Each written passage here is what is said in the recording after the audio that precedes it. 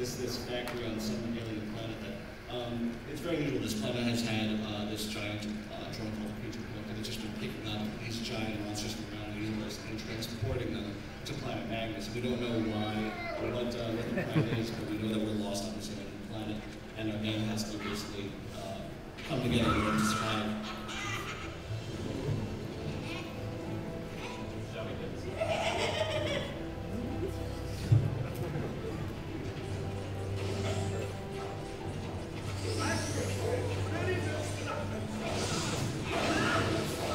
Shimmerman, who plays Nefarious, has again thrashed his voice, previous voice of the character.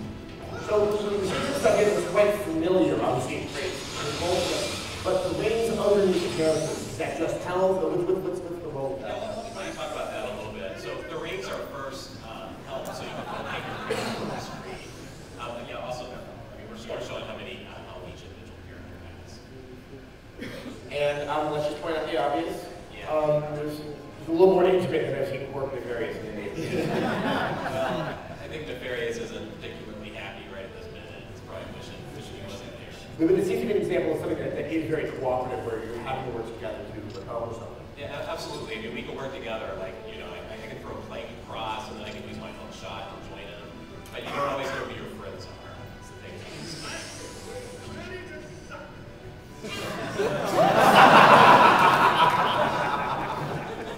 So briefing is possible, and you're making the game. It seems kind of encouraged here.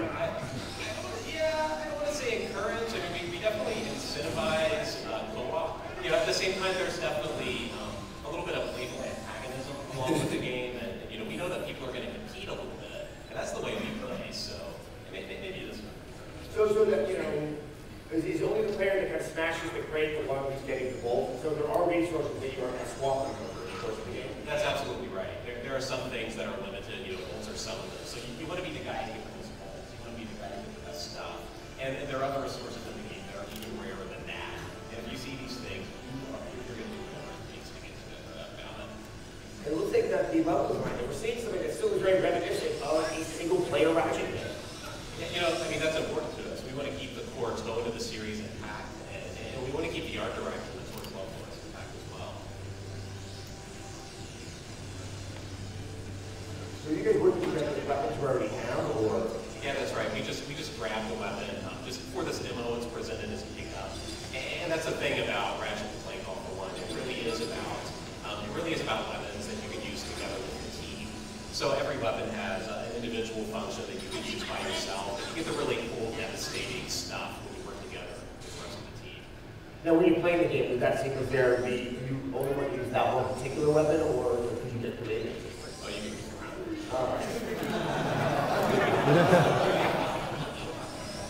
There's an element of trust involved here. We don't always trust each other.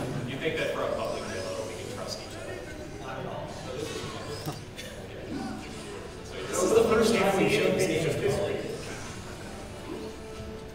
So I assume that also there was something unique depending on which character you're playing in the game. Does this work have a unique ability to Ratchet? Yeah, everybody's got special abilities, and you know, everybody's got a different kind of alien attack. Ratchet's got a zombie wrench, just like you expect. Right.